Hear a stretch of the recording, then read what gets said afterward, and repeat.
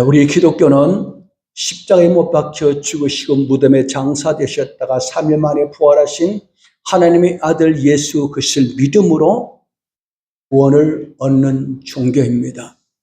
그리고 우리 기독교가 말하는 구원은 인류상 아담과 타락하기 이전에 가졌던 그 신분과 상태가 회복되는 것을 가르쳐서 구원이다라고 그렇게 말합니다. 아담이 범죄함으로 그 후손들 모두 우리는 죄인이 되었습니다. 예수 안에서 우리는 죄인이 의인이 됩니다. 아담 안에서 우리 모두는 허물과 죄로 죽었으나 예수 그리스도 안에서 이제 우리 영생을 얻었고 산자가 되었습니다. 그리고 아담 안에서 우리는 사탄의 종이었으나 그리스도 예수 안에서 이제 하나님의 자녀가 되었습니다. 아담은 범죄함으로 낙원에서 쫓겨났지만 예수 그리스도를 믿음으로 이제 우리는 낙원이 회복이 되었습니다. 그리고 이러한 것들은 돈으로도 살 수 없고 권력으로도 취할 수 없으며 인간의 선한 행실을 통해서도 보상받을 수가 없습니다. 이 세상 그 어떤 것과도 비교할 수 없고 그 무엇과도 바꿀 수 없는 보배 중에 보배입니다. 하나님의 은혜는 여기가 끝이 아닙니다. 우리가 이 험한 나그네 인생을 살아가는 동안에 하나님이 항상 우리와 함께 하시는 임마누엘의 축복을 주셨습니다. 그리고 사람이 행복하게 살아가는데 가장 기본적인 평강을 선물로 주셨어요. 부활하신 예수님께서 제자들에게 나타날 때마다 너희에게 평강이 있을지어다. 그리고 고난 당하기 전에 예수께서 말씀하시기를 내가 너희에게 평안을 주노니 내가 주는 것은 세상에 주는 것 같지 않다라고 항상 우리가 평안하기를 원하셨어요. 그러므로 이 귀한 선물을 받은 우리들은 이 평강을 누려야 합니다. 이것이 정상적인 그리스도인의 삶인 것입니다. 그러나 안타깝게도 우리 그리스도인들이 실제로 삶의 현장에서 평강을 제대로 누리지 못하고 있다는 것이 문제입니다. 그 이유는 사탄이 우리 마음에 염려와 근심의 쓴뿌리, 염려와 근심의 바이러스를 심어놓았기 때문입니다. 여러분, 염려와 근심은 우리 마음의 평안을 앗아갑니다. 그 염려와 근심은 우리들을 우울증과 정신적인 여러 가지 질병과 함께 심할 경우에는 육체적 질병까지 유발합니다. 현대의학자 의학에 이야기에 되면 사람들의 많은 질병의 원인이 우울증에서, 그 우울증은 어디서 오느냐? 염려와 근심과 불안과 두려움에서 온다라고 그렇게 말씀해 주고 있습니다. 여러분, 아무리 돈이 많아도 아무리 권세를 가져도 마음의 평안이 없으면 그 사람 행복하지 않습니다. 북한의 독재자 김정은이가 얼마나 포악합니까? 근데 김정은이는 늘 마음이 불안해서 혹시 누가 자기를 죽일까 봐 담배를 많이 피우고 술도 많이 먹고 밤에 잠을 못 잔대요. 심지어 그 경무원들이 겹겹이 애워싸고 있답니다. 아무리 권세를 가져도 이 마음이 불안한데 이게 무슨 행복이겠습니까? 그것이 끝입니까? 죽으면 지옥 가는데요. 그런데 하나님께서 우리에게 평강을 선물로 주셨는데 이 평강을 빼앗아가는 도적이 있어요. 그 도적이 누구냐? 사탄이에요. 아담과 하와가 에덴 동산에서 가졌던 영원한 생명과 모든 축복을 도적질해 갔던 것처럼 지금도 사탄은 우리 성도들이 가지고 있는 이 모든 평안을, 축복을 뺏어가기 위해서 밤낮 쉬지 않고 일합니다. 하나님은 이런 우리들을 위하여 이 우리 마음의 염려와 근심의 쓴뿌리를 정복할 수 있는 강력한 백신, 무기를 우리에게 주셨어요. 그게 바로 오늘 본문의 내용입니다. 그럼 하나님께서 우리에게 염려와 평강을 정복할 수 있는 이 백신, 이 무기가 어떤 것인가를 함께 살펴보면서 은혜를 받고 하나님 우리 주신 이 평강이 우리의 마음에 항상 충만하기를 주의 이름으로 축복합니다. 첫째, 주 안에서 기뻐하라 했습니다. 4절을 보면은 주 안에서 항상 기뻐하라. 내가 다시 말하노니 기뻐하라 말씀하고 있습니다. 이 기뻐하라는 말은 이 본서에서 17번 나옵니다. 빌립보서의 주제는 바로 기쁨의 서신이다. 그렇게 우리는 말할 수가 있습니다. 그런데 여기서 우리가 주목할 것은 기뻐하라는 이 말은 단순한 권면이 아니라 기뻐하라, 명령입니다. 사실 우리가 항상 기뻐한다는 것은 쉬운 일이 아니잖아요. 우리 시시때때로 절망에 빠지게 되고 두려움에 빠지게 되고 염려와 근심에 괴로움을 당합니다. 그럼 우리가 항상 기뻐한다는 것은 어쩌면 인간이기를 포기하는 말과 다를 바가 없습니다. 우리는 항상 기뻐할 일이 없단 말이에요. 기쁜 일보다 슬픈 일이 많고 과거의 아픔이 현재 우리 영혼을 짓누르는 고통이 되고 각종 실패, 인간관계 어려움, 질병, 사랑하는 이들의 죽음과 같은 이 슬픈 일들이 수시로 우리를 찾아옵니다. 그럼에도 불구하고 오늘 성경은 항상 기뻐하라 그렇습니다. 항상 기뻐하라는 말이니까 모든 일에 매사에 기뻐하라는 말이에요. 사람이 염려하고 근심하고 슬퍼할 수밖에 없는 그런 상황 속에서 기뻐하라 하는 그런 말씀입니다. 그런데 여기서 주목할 것은 주 안에서라는 말입니다. 이 주 안에 있다 하는 이 말은 주님과 연합된 우리의 신분을 나타내는 말입니다. 주님이 우리 안에 계시고 우리가 주 안에 있단 말이에요. 주님이 저 멀리 가 계시는 것이 아니고 지금 우리 안에 와 계신단 말이에요. 이미 말씀드렸던 것처럼 주 안에서 우리는 죄와 사망의 법에서 해방이 되었습니다.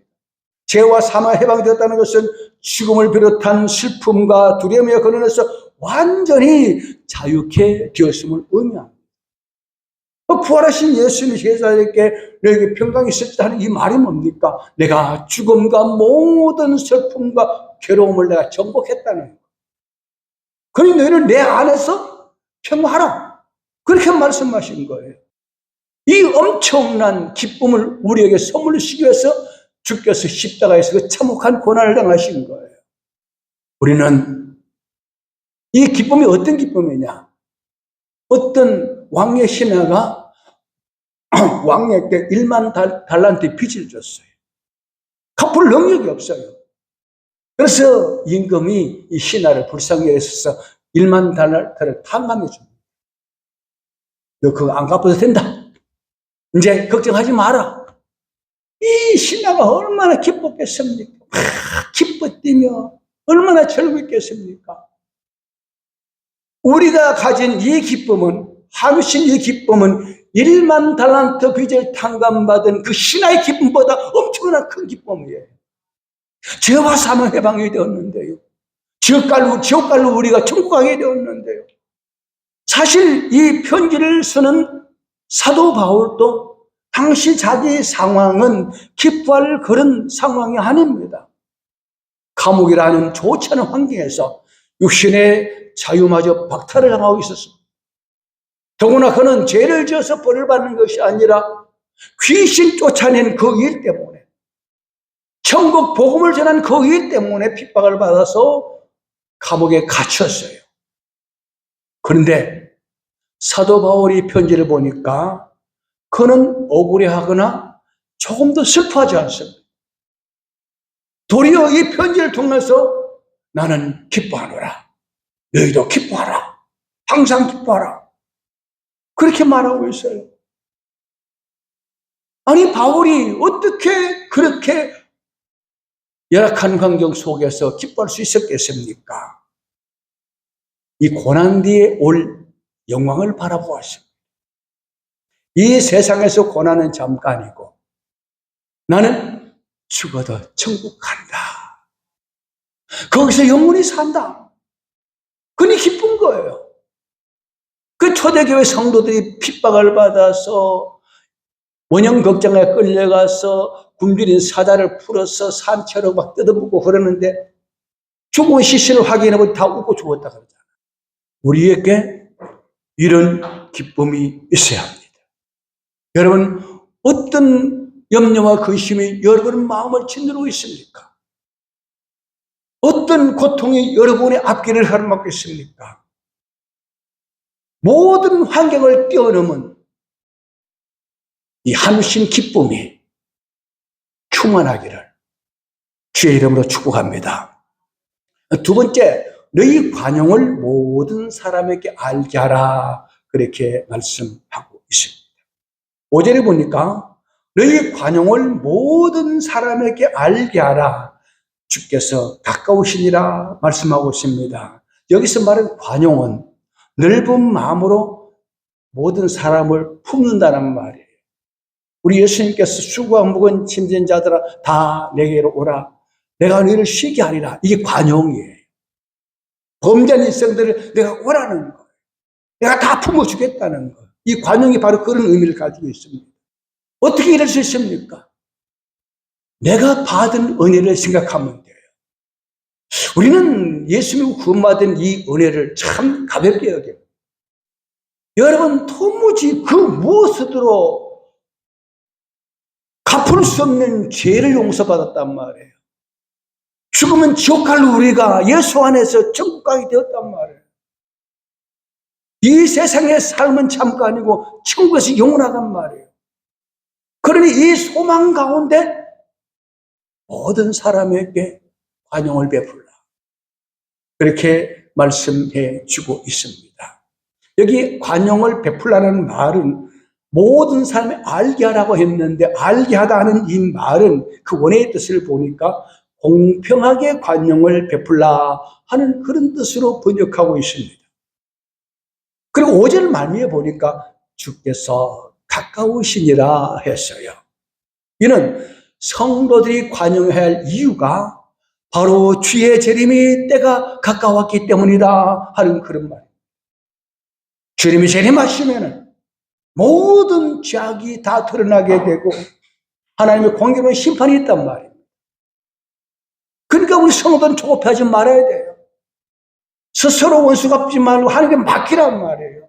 타인에게 관용을 베푼다 하는 이 말은 긍휼히 여기라 하는 그런 말이에요. 악을 선으로 갚으라 하는 그런 말이에요. 사실 우리가 어떤 삶의 상처를 받았어요. 그 상처받은 감정을 품고 살면 절대 행복할 수가 없어요. 평안할 수가 없습니다. 분이 막 일어나게 되고 막 얼마나 마음이 괴롭습니까? 그런데 관용을 베풀면 내가 받은 하나님의 은혜를 생각하고 도리어 그 사람에게 불쌍히 여기고 그 사람에게 긍휼을 베풀면 하나님 우리 마음이 평강을 준다는 거예요. 그러니까 이 관용은 하나님께로부터 난 지혜다라고 말씀하고 있습니다. 여러분, 누구 때문에 괴롭습니까? 누가 여러분 마음을 아프게 합니까? 미움만 내려놓고 하나님 원수된 우리를 위해 죽으신 주님의 은혜를 생각하면서 다 용서하고 베풀고 화목한 삶을 사시기 바랍니다. 그래야 내가 행복한 거예요. 내가 평안한 겁니다. 세 번째, 아무것도 염려하지 말고 감사함으로 기도하라 했습니다. 6절을 보면은 아무것도 염려하지 말고 다만 모든 일에 기도와 간구로 너희 구할 것을 감사함으로 하나님께 아뢰라 했습니다. 아무것도 염려하지 말라는 말은 믿는 자들이 단 한 가지 것에도 근심하거나 조져서는 안 된단 말이에요. 단 하나라도 근심하지 말라는 거예요. 그러나 당시 빌립보 교회에서 성도들은 근심하고 염려할 다양한 이유들을 가지고 있었습니다. 외적으로는 이 권력자들의 핍박으로 얼마나 많은 고통을 당한지 모릅니다. 악한 사악한 권력자들이 기독교를 박해하는 거예요. 복음을 전하는 바울도 감옥에 가둬버렸어요. 공산국가가 바로 그런 국가입니다. 내적으로는 교회 안에 분열과 다툼 같은 혼란이 있었어요. 아니, 교회 안에서 한 피바다 한 몸 이룬 성도들끼리 서로 시기하고 질투하고 편가르고 분열하고 그런 일이 있었습니다. 평안할 수가 없었습니다. 또 교회 안에 거짓 선자가 침투해가지고 거기서 십자가를 신랄하게 공격했습니다. 또 교인들 가운데 일부 신자들은 살아가는 데 필요한 의식주 문제로 많은 어려움을 당하고 있었습니다. 이러한 상황 가운데서 그들이 염려로부터 벗어날 수 유일한 길이 있는데 그것이 뭡니까? 하나님이 평강을 주셔야 된다는 거예요. 이 평강이 어떻게 옵니까? 기뻐하라. 관용을 베풀라. 그리고 아무것도 염려하지 말고 감사함으로 하나님 앞에 아뢰라. 그렇게 말씀하셨습니다. 사실 우리 예수님께서 우리 인생을 한마디로 정의하기를 수고하고 무거운 짐진 인생이다 그랬습니다. 죄 가운데 태어난 우리 인생들은 일평생 벗어버릴 수 없는 무거운 짐들을 지고 있어요. 죄책감의 짐도 있고 질병의 짐도 있고 여러 염려와 근심의 짐이 항상 우리 영혼에 막 짓누르고 있습니다. 그 무거운 짐들 가운데 우리가 일상생활 속에서 항상 짓누르는 벗어버리지 못하는 짐이 뭡니까? 그게 염려와 근심이에요. 불안과 두려움이에요. 그리고 우리가 한 가지 알아야 될 것은 이 염려와 근심의 심각성을 알아야 됩니다. 우리가 항상 경험하는 것은 걱정, 근심, 염려는 내일의 슬픔을 없애주는 것이 아니라 오늘의 힘을 빼앗아가고 오늘의 마음의 평강과 행복을 빼앗아가는 거예요. 그럼에도 불구하고 우리는 그 염려와 근심의 증식이 뭐냐? 기뻐하고 간용을 알게 하고 감사함으로 기도하라. 6절, 7절을 보시기 바랍니다. 아무것도 염려하지 말고 다만 모든 일에 기도와 간구로 너희 구할 것을 감사함으로 하나님께 아뢰라. 그리하면 모든 지각에 뛰어난 하나님의 평강이 그리스도 예수 안에서 너희 마음과 생각을 지키시리라.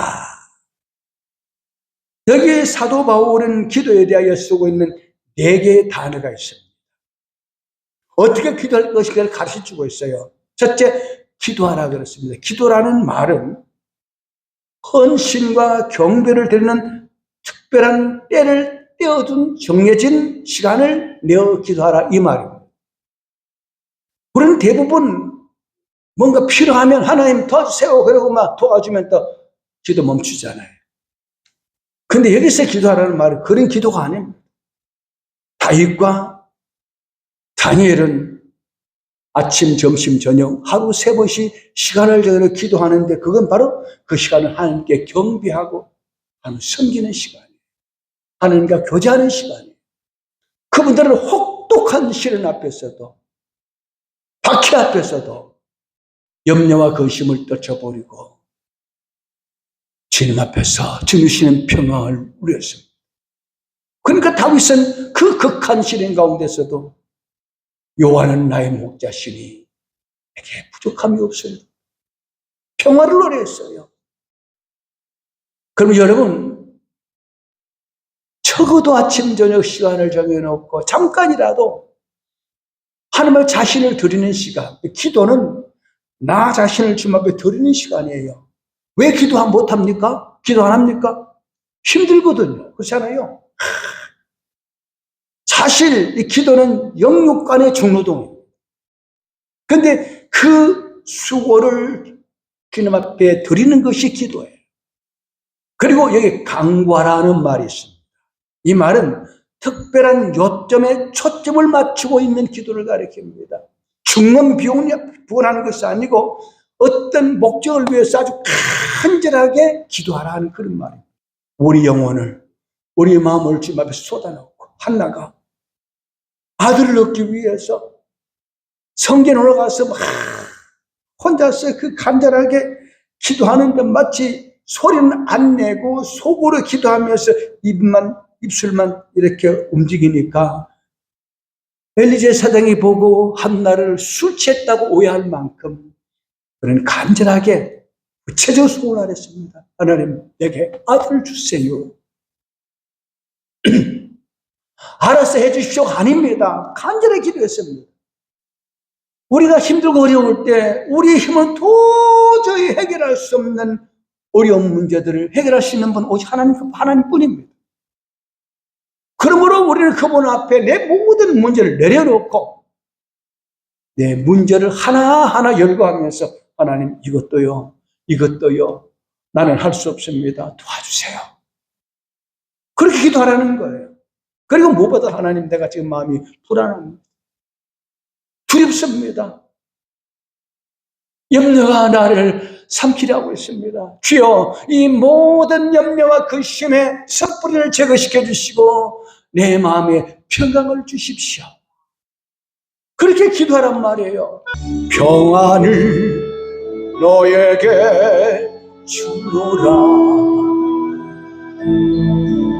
상이 줄 수 없는 세상이 알 수도 없는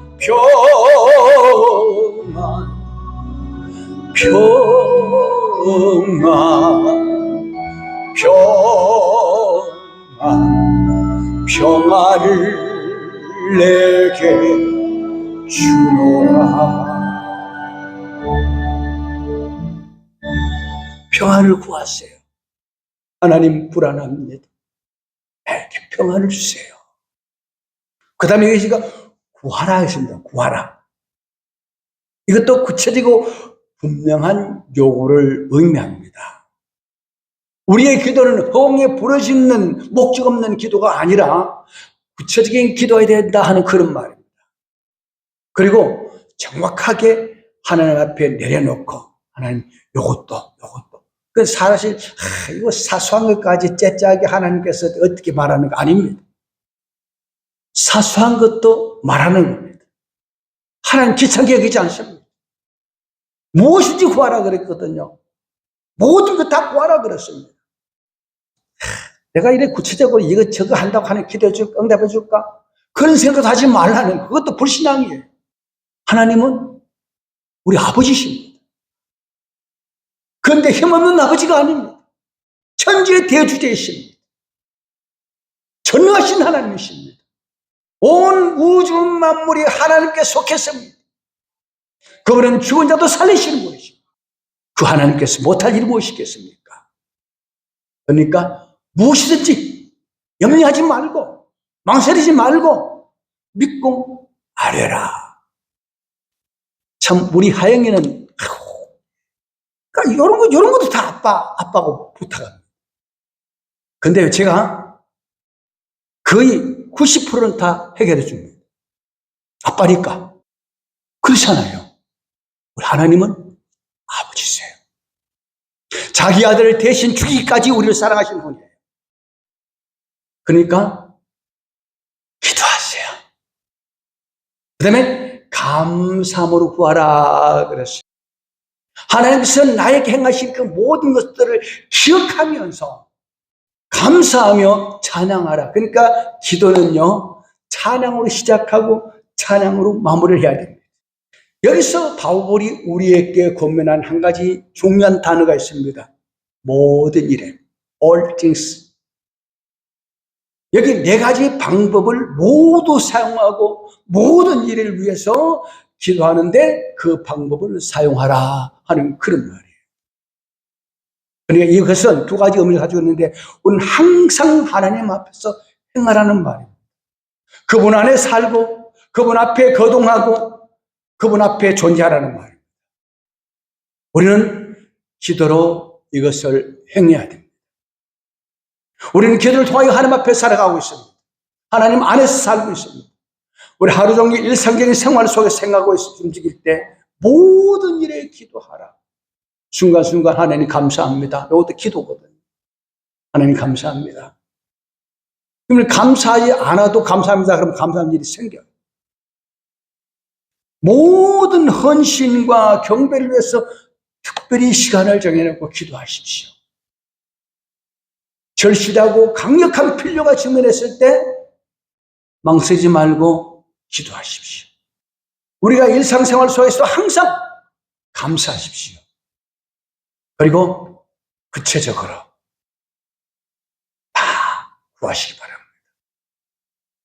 우리가 아무리 작고 하찮게 보일지라도 이것까지 어떻게 하면 부탁하는가? 아닙니다.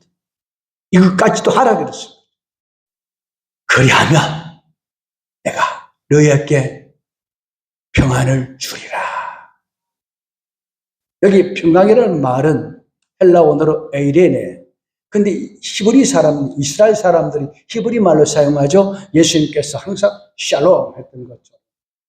항상 샬롬. 헬라 말로 성경을 기록할 때는 에이레네라고 했는데 이 에이레라는 단어가 아주 의미가 깊습니다. 서로 묶인, 연합된, 함께 엮어진 상태를 가리켜서 에이레네 합니다. 그것은 하나님의 사랑과 돌보심 안에서 확신할 때 이 말이 나옵니다. 이 미국 사람들은 인사할 때 뭐랍니까? God bless you. 하나님이 축복하십니다. 히브리 사람들은 샬롬 아니면은 에이레네. 하나님이 돌보십니다. 평화하라 말이죠. 우리 시편 23편의 다윗이 어떤 환경에서 기록한 줄 압니까? 사울 왕에 쫓겨다니는 죽을 고통 가운데서 다윗은 그 시편을 지어서 노래했습니다. 그래서 우리는 다윗이 하나님의 사랑과 돌보심에 대해서 한치의 의심이나 흔들림이 없는 확실히 찬 다윗의 신앙을 만나게 됩니다. 다윗이 이런 확신이 어디서 나왔는가? 하루 3번씩 기도하는 가운데 하나님과 깊은 연합 속에서 그는 확신을 갈 수가 있다는 거예요. 항상 하나님의 임재를 느끼고 살아가는 거예요. 그 시편 18편에 보면은 내가 여호와를 항상 내 앞에 모신다 그랬어요. 항상 기도하는 마음으로 주님 앞에서 살아가고 있다 그렇게 말합니다. 그러니까 원수들이 나를 애워사도 나는 두려워하지 않는다. 나는 평강하다. 그렇게 고백한 겁니다. 하나님의 평강은 모든 지각에 뛰어나다라고 합니다. 그리고 그것은 우리가 구하고 생각할 수 있는 그 무엇보다 뛰어나다 하는 그런 말입니다. 하나님의 평강을 실제로 신실하게 믿는 자로 하여금 시련과 고통을 정복하고 통과하도록 이끌어갑니다. 그래서 다윗은 시편 23편 4절에 내가 사망의 음침한 골짜기로 다닐지라도 해를 두려워하지 않을 것은 주께서 나와 함께 하심이라. 주의 지팡이와 막대기가 나를 안위하시나이다 라고 했습니다. 사망의 음침한 골짜기, 죽음 같은 고난의 터널을 지날지라도 주님이 나와 함께 하신다. 그니 평강할 수 있었다는 말이에요. 이 하나님의 평강은 우리의 마음과 생각을 지키신다라고 했습니다. 지킨다 하는 이 말은 수비하다, 수호하다는 군사적인 용어입니다.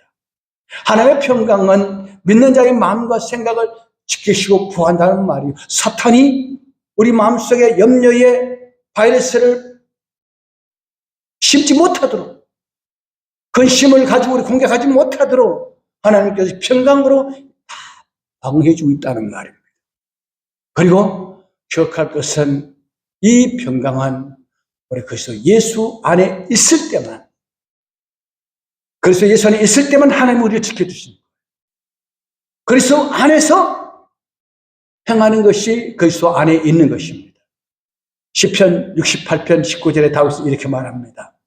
날마다 우리 짐을 지시는 주 곧 우리의 구원이신 하나님을 찬송할지도. 우리의 짐을 날마다 져준대요. 염려와 근심 내게 맡겨라 그랬잖아요. 수고하고 무거운 짐진 자들아 다 내게로 오라. 내가 쉬게 하리라. 나와 함께 멍에를 메고 함께 가자.